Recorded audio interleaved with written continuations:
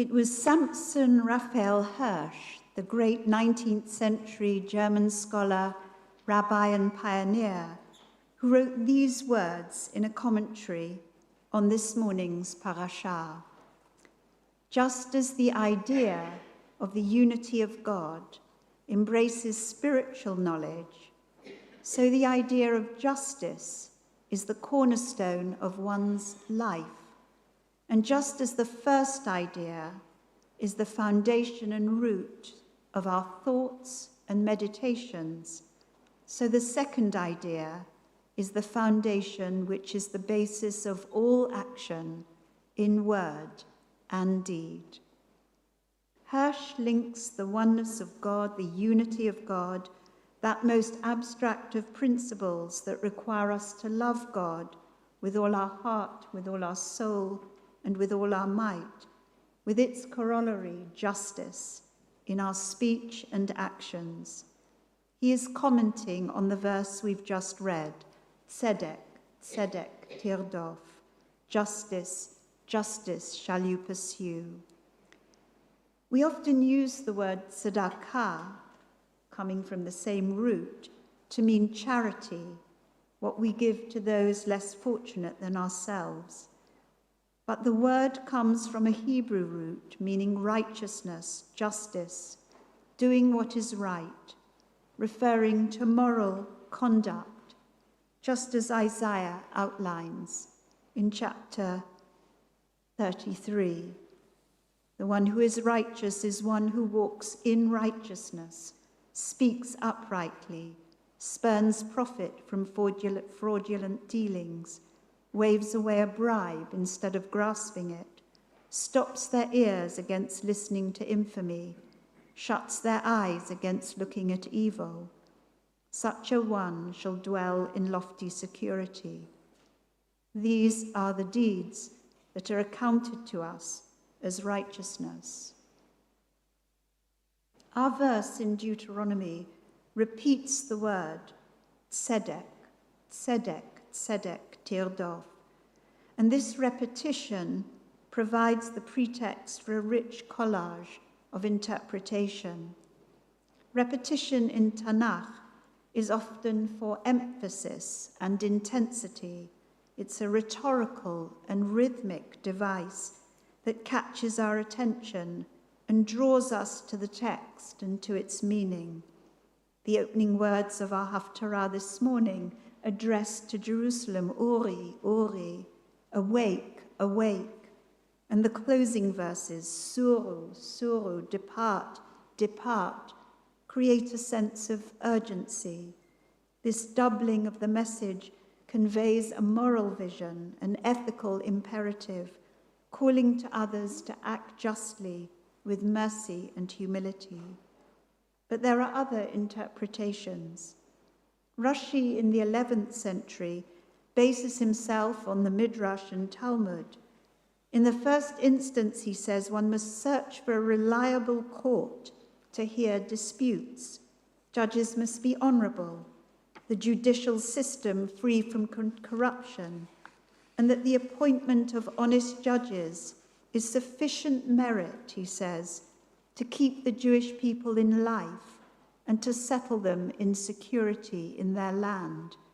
In other words, judicial integrity is vital to the well-being of a society, for as soon as there is corruption, avoidance of the law, or bribery, justice is perverted, the righteous suffer, perpetrators get away quite literally with murder.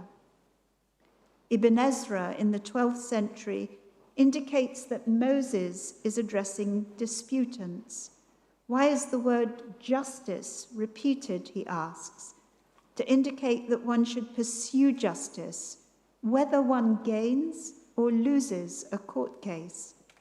One who loses a court case may feel hard done by, but if the process has been executed correctly, justly, then both winner and loser should feel there is honesty in the process, a truth has been maintained, and one hopes the litigant and accused can move on recognizing that justice has been done.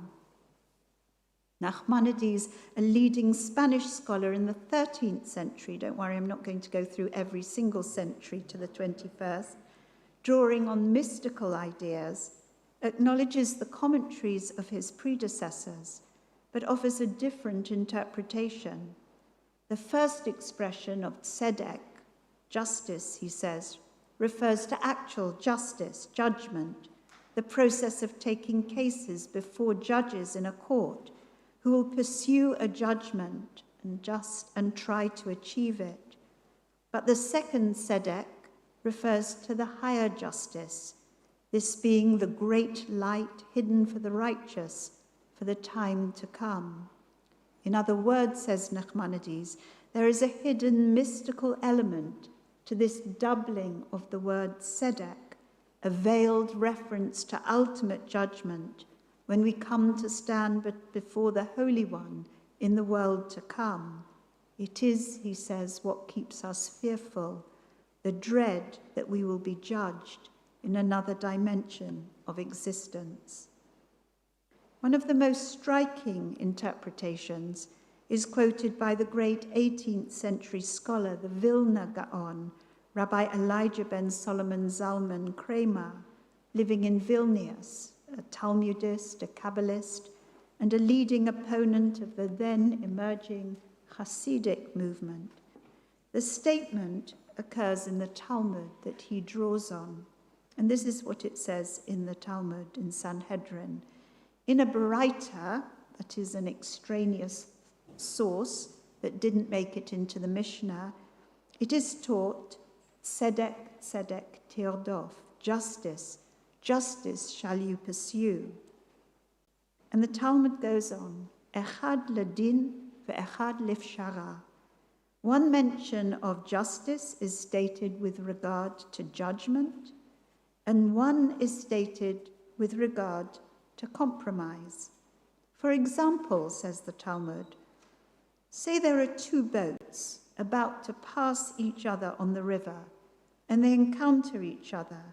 If both attempt to pass, both of them sink, as the river is not wide enough for both of them to pass. If they pass one after the other, both of them then will get through the channel.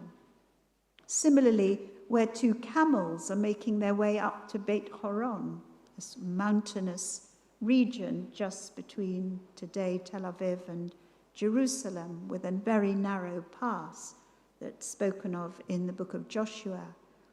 Two camels are making their way up Beit Horon on a narrow and steep path. If they counter each other and both of them attempt to ascend, both of them fall. If they ascend one after the other, both will reach the top. The Talmud then proceeds to investigate who should go first. The ship that's full of cargo or the one that's empty? The ship that's near its destination or the one that's further away? A rule is set. But what if both of them have full cargoes, or both of them are near to their destinations? Then, says the Talmud, a peshara, a compromise, a solution is imposed, and the boat that's forced to wait receives compensation for the loss of time. The Vilna Gaon adds his own gloss to the Talmud, that even when there is a compromise, in the eyes of the one who makes the compromise, it must be seen as being just. There should be no sense that one has been judged unfairly, that no partiality has been shown. But more than that, this passage indicates that when two parties go head to head in what they believe to be a just cause, and when a conflict does not result in any kind of victory or solution, then the Talmud suggests only compromise is possible.